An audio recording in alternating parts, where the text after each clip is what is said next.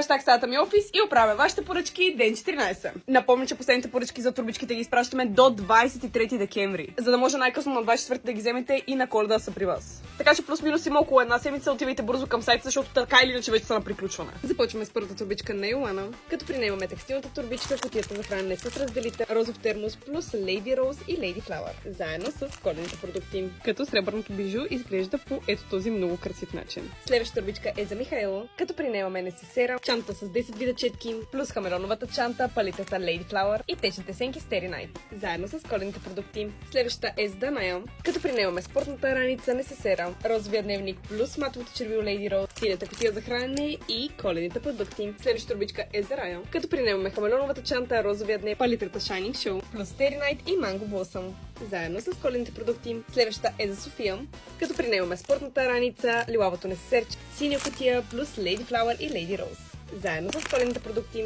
Продължаваме с Надежда. Принемаме хамелоновата чанта, Lady Flower, маската за многократна употреба с зелен чай, протечните сенки Starry Night и синия дневник. И знаете, разбира се, кои продукти.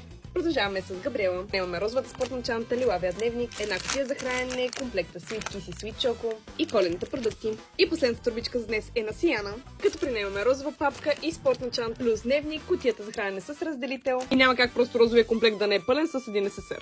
И разбира се, коледните продукти те също са в тон. И започваме с първия календар, ден номер 14. Така като го слушам, пак се очертава, някой молив. Молив. И от втория календар, ден номер 14.